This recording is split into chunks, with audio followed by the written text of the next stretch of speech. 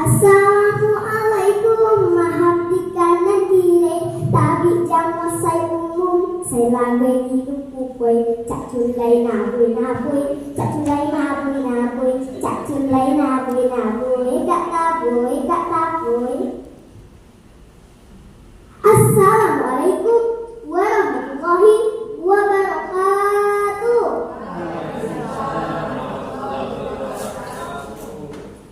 Tabi pun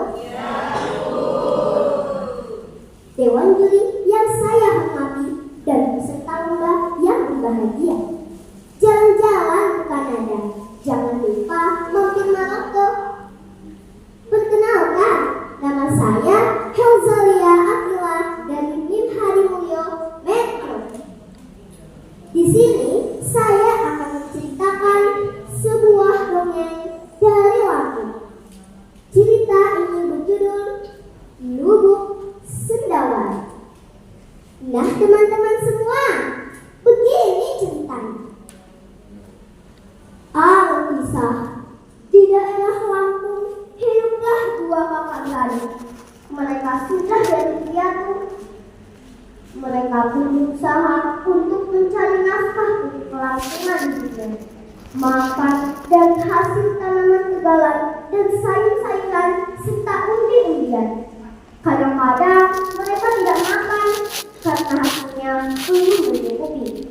Selain bercocok tanam, kadang-kadang yang laki-laki pergi mengikat burung ke hutan. Suatu pagi, adiknya berkata, "Bang, hari ini tidak ada lauk buat kita makan." Kalau begitu, biarlah saya mengikat burung ke hutan. Pergilah ia ke hutan. Sialnya, tidak ada seekor burung pun yang berhasil ditangkapnya. Ketika hari sudah siang, ia menemukan telur ular yang besar-besar. Diambilnya telur ular itu, lalu dibawa pulang. Abang pulang. Apakah abang berhasil mendapatkan hewan buruannya? Hari ini kita tidak berhasil. Sial, rupanya saya hanya membawa beberapa butir telur. Tapi telur ular. Telur ular. Aku tidak mau, Bang. Sebab kata orang, kalau kita makan telur ular, nanti kita jadi ular pula. Kalau kau tidak mau, tidak apa-apa. Pokoknya saya ingin memakannya. Rebuslah lama-lama. Kemudian segera adiknya merebus telur itu. Walaupun dia masih takut-takut dan tidak setuju akan pendapat kakaknya. Ketika sudah masak betul, dihidangkan makanannya. Mereka berdua makan bersama. Sang abang pun memakan telur ular itu, sedangkan adiknya hanya memakan nasi. Baru menghabiskan sebutir telur saja, sang abang sudah gelisah. Ia tidak mau memakan nasi lagi, melainkan hanya mau minum. Ia minum seterus-terusnya sampai habis air yang ada di rumah. Disuruhnya adiknya untuk mengambil air. Sepulangnya dari mengambil air dari sungai, dilihatnya si abang sudah berubah. Setengah badan ke bawah sudah menjadi badan ular.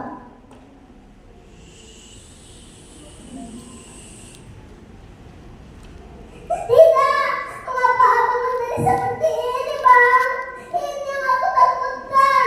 Abang benar-benar menjadi ular. Walaupun demikian, abangnya masih dapat berbicara seperti biasa. Hanya ia mau minum terus-menerus. Karena kasihan melihat adiknya yang sudah terlalu lelah membawa air dari sungai, mereka pun memutuskan untuk pergi ke Lubuk Sendawan. Sang adik pun menaiki pungguk sang adik. Di perjalanan, setiap orang-orang yang menjumpainya ingin berusaha untuk membunuh si ular. Melihat hal itu, sang adik telah berkata, "Jangan dipukul, jangan dibunuh. Kakak laki-laki saya telah menjadi ular, akan menuju Lubuk Sendawan. Aku mohon, jangan dibunuh." tersebut. Akhirnya mereka tidak jadi membunuhnya.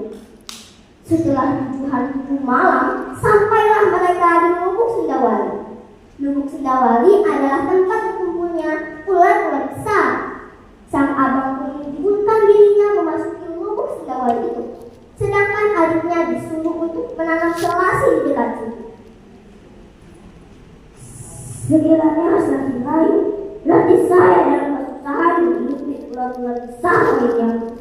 Selasih segar, berarti saya di atas dan saya menang. Selasih mati, berarti saya juga mati. Sang adik pun menunggu di atas tebing sambil menunggu selasih yang ditanamnya. Jika selasih segar, adiknya merasa sangat senang. Sebaliknya kalau layu, ia akan menangis.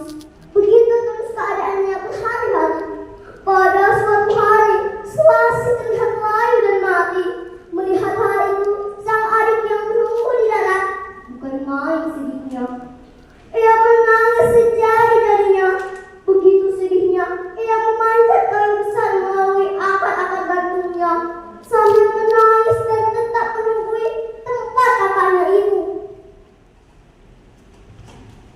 Abang, mengapa kamu tinggalkan aku sendiri, Bang?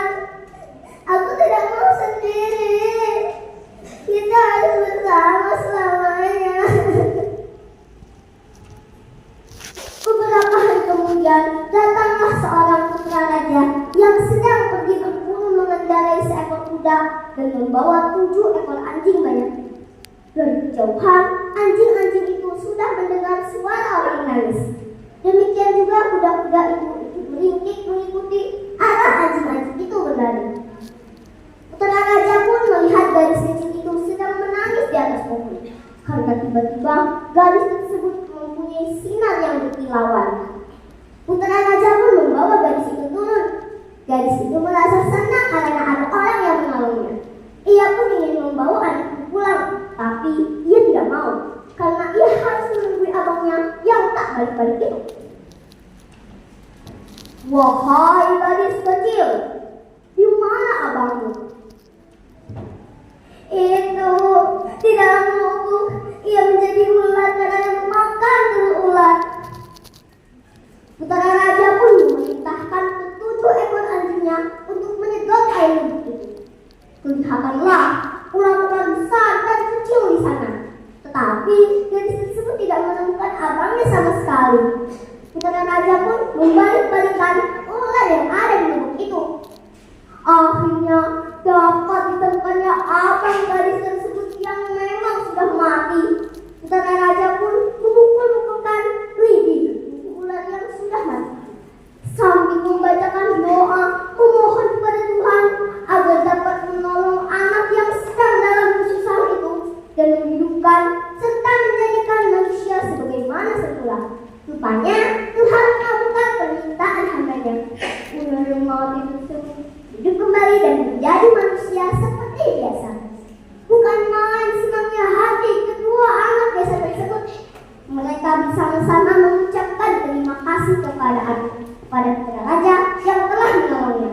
Ia pun membawa kedua anak tersebut pulang ke istana. Raja yang sedang menantikan anaknya pulang berburu dan kejauhan melihat adanya cahaya. Ia mengheran, cahaya apakah itu gerangan? Sesudah dekat, jelaslah yang dilihatnya adalah cahaya yang memancar dari tubuh gadis kecil yang pulang bersama putranya. Putra raja pun bersembah ke hadapan ayah kandanya. Raja pun menerima sembah putranya. Ampun ayah, sudah jauh masuk hutan, keluar hutan mencari binatang buruan, tetapi tidak ada seekor pun yang tampak.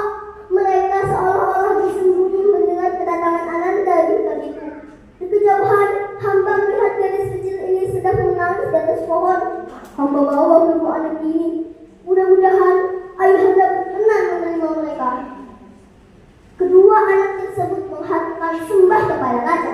Raja mengangkat kedua kepala anak tersebut dan bersabda, "Anak-anak, saya terima kedatangan kalian di istana ini." Semenjak itu, mereka hidup bersama-sama seperti bersaudara. Semua pekerjaan dikerjakan bersama-sama. Tetapi Tapi seolah-olah kedua anak desa tersebut membawa rezeki dan kemakmuran kepada kerajaan tersebut. Sawah, ladang, subur dan hasilnya berlimpah-limpah. Demikian juga binatang ternaknya jinak dan menjadi. Beberapa tahun kemudian, gadis kecil itu sudah bertumbuh besar dan cantik. Demikian juga putra raja.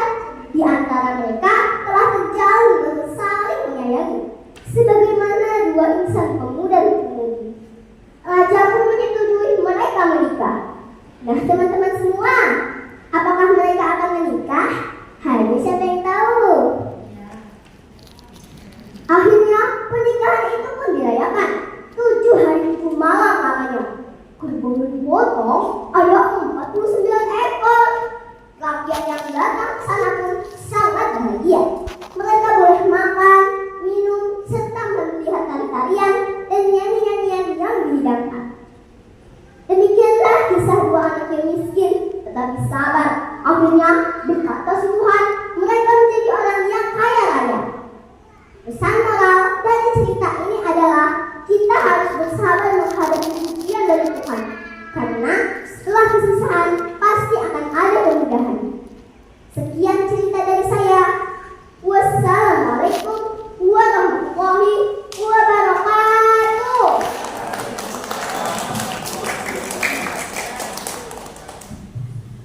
Waalaikumsalam. Terima kasih Herza.